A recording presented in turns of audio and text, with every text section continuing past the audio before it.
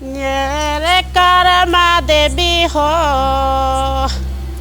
तोर नामे रहली उपास कारमा देवी हो। उत्तर प्रदेश वह प्रदेश जहां कण कण में सांस्कृतिक विरासत बसती है। यहाँ सिर्फ 3 नदियों का समागम ही नहीं बल्कि कई संस्कृतियों और रीति रिवाजों का समागम भी है। उत्तर प्रदेश हर दृष्टिकोण से भारत का एक महत्वपूर्ण राज्य, महाकाव्यों, पवित्र नदियों, प्राचीन शहरों और तीर्थों की भूमि कहा जाता है। यह राज्य सांस्कृतिक और बौद्धिक प्रतिभा का केंद्र भी रहा है। उत्तर प्रदेश स्थित सोनभद्र जिला देश का दूसरा सबसे बड़ा जिला है और यह अपनी विशालता के साथ ही सांस्कृतिक विविधता को भी समेटे हुए है। सोनभद्र जिला भारत का एकमात्र जिला है जिसकी सीमाएं 4 राज्यों मध्य प्रदेश, छत्तीसगढ़, झारखंड और बिहार से मिलती हैं। इसी सोनभद्र जिले में रहते हैं देश के कुछ सबसे पुराने आदिवासी समूह। राज्य में आदिवासियों की सबसे अधिक आबादी भी सोनभद्र जिले में ही बसती है। देवी हो सतो बहिन रहले उपास कारमा देवी हो। ओ ले कारमा देवा हो जिंदगी ले बिना। सोनभद्र में मुख्य तौर पर अगरिया, बैरा, भुइयां, छेरो, गोंड, पहरिया, सहरिया और खरवार जनजाति रहती हैं। हालांकि इनमें गोंड सबसे प्रमुख हैं और यह जनजाति उत्तर प्रदेश के अलावा मध्य प्रदेश, छत्तीसगढ़ और झारखंड सहित इनसे सटे अन्य राज्यों के सीमावर्ती जिलों में काफी संख्या में है।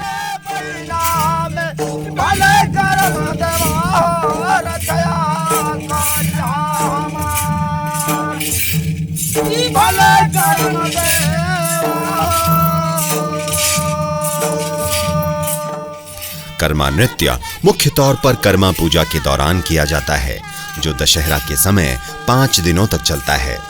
करम पर्व में घर के आंगन में जहां साफ सफाई की जाती है वहां विधि पूर्वक करम डाली को गाड़ा जाता है। उसके बाद उस स्थान को गोबर में लीपकर शुद्ध किया जाता है और पूरे विधि विधान के साथ पूजा की जाती है।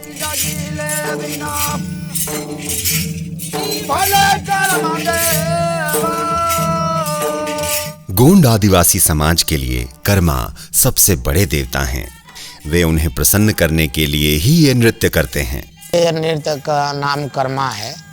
इसको हम लोग देवता मानते हैं। हम लोगों को सैकड़ों बरस पहले से चलता आता है, बाबे दादे से पहले, और आज तक हम लोग भी करते हैं। और ये जो कर्म का पेड़ आज पूजा किया गया, यही को हम लोग अपना देवता मानते हैं।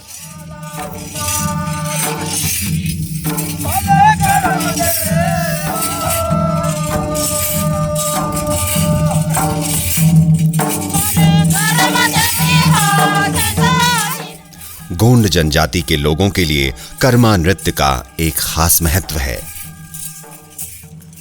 ये जो कर्मा है हम लोगों को बारह मास में होता है। जैसे कि कहीं हम लोगों को जंक्शन हो गया, शादी ब्याह भी हो गया, छठी भी जैसे लड़का हो जाता है उसमें भी, और जैसे कि दशहरा हो जाता, दीपावली हो जाता है, होली हो जाता, मतलब यह सब हम लोगों का कर्मा नृत्य जो है हम लोगों जनजात कास्ट में यह 12 मास तक होता रहता है। ये बहुत महान चीज़ें हैं हम लोगों को।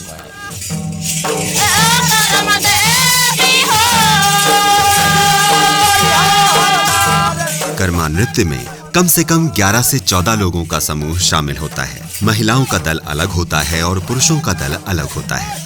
पुरुष नर्तक वाद्य यंत्र बजाते हुए पैरों को आगे पीछे करते हुए अर्धगोलाकार रचना में नृत्य कर रहे होते हैं, तो वही महिलाएं कर्मा गीत गाते हुए कर्म पेड़ की डाली के चारों ओर घेरा बनाकर नृत्य करती रहती हैं।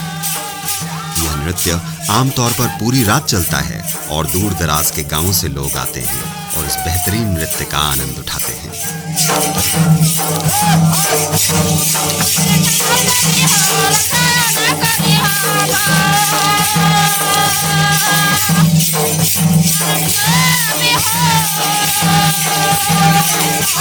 इस नृत्य में मुख्य तौर पर मांदर, टिमकी जैसे वाद्य यंत्रों की धुन पर नृत्य किया जाता है। मांदर मिट्टी से बना होता है और उस पर चमड़ा चढ़ाया जाता है। टिमकी भी मिट्टी से बनाई जाती है और इसकी सतह बकरी के चमड़े से बनी होती है।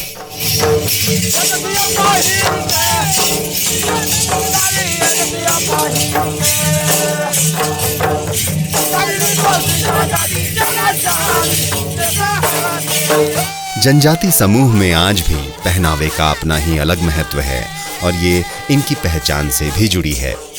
इस नृत्य में पुरुष धोती, कुर्ता, सिर पर मोरबंधा, बरसिंघा और पैर में घुनघुना पहनते हैं। वहीं महिलाएं किनारी धोती, ब्लाउज, गले का हार, हाथ का बाजू, पैर का बरेखी, पंख का जूड़ा और पैर में पैजन पहनती हैं।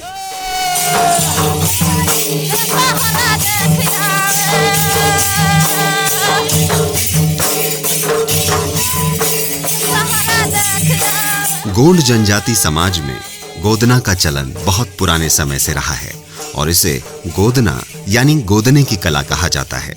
अधिकतर शादीशुदा महिलाएं ही गोदना करवाती हैं। इसे आभूषण के तौर पर माना जाता है। इसे करवाने के पीछे की एक मान्यता ये है कि मृत्यु के बाद सारे आभूषण इसी संसार में रह जाते हैं, केवल गोदना ही देह के साथ परलोक तक साथ जाएगा। ये अलग अलग अर्थों के साथ कई अलग अलग रूपों में करवाई जाती है। इनमें कुछ प्रकृति से संबंधित हैं और कुछ आध्यात्मिक या सांस्कृतिक हैं।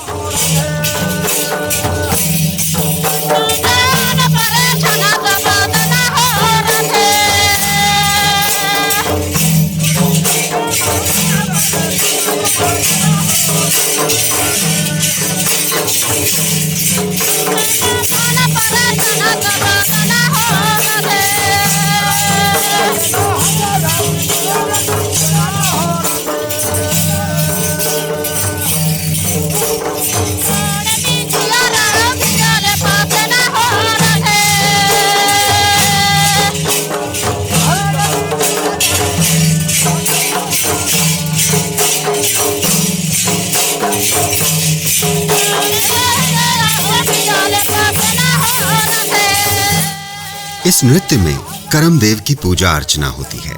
पुजारी, जिन्हें इनकी भाषा में भक्ता कहा जाता है, ऐसा माना जाता है कि करमदेव इन पर आते हैं और जब करमदेव इनमें निवास करते हैं तो उस समय लोग इन्हें श्रद्धा भाव से नमन करते हैं और अपनी मनोकामना बताते हैं। गांव के बुजुर्ग प्रसाद चढ़ाते हैं।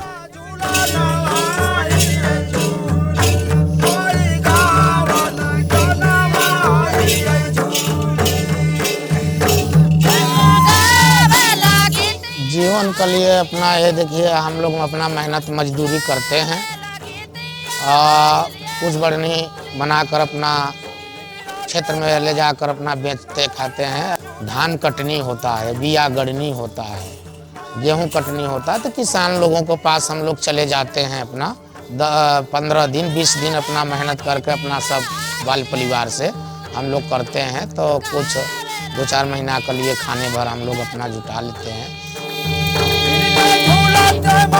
गोंड जनजाति अपने नृत्य और परंपराओं से काफी जुड़े हुए हैं।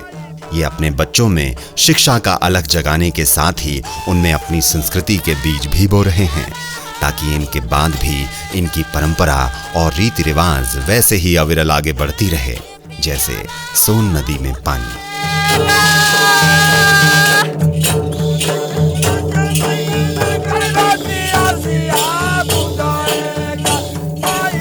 अन्य जनजातियों की तरह ही गोंड जनजाति के नृत्य से लेकर लोक कथा, कहानियां और रीति रिवाज प्रकृति के साथ इनके घनिष्ठ संबंध को दर्शाते हैं।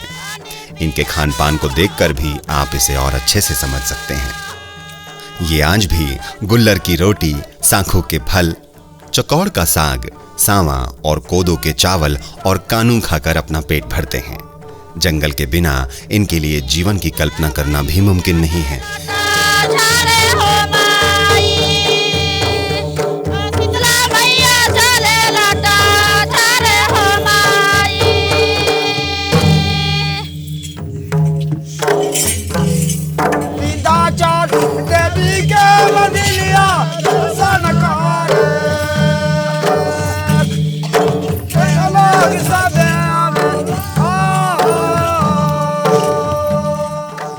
रात से शुरू हुआ ये आयोजन सुबह सूरज के उगने के साथ ही समाप्त होता है, जब अंतिम बार कर्मदेव अपना दर्शन देते हैं। फिर कर्म की डाली को पानी में विसर्जित किया जाता है और पूजा पूरी हो जाती है। इन्हें प्रकृति ने एक और चीज उपहार में दी है, और वो है जीवन जीने की जीवटता, किसी भी परिस्थिति से निकलकर जीवन को आगे बढ़ाने का साहस।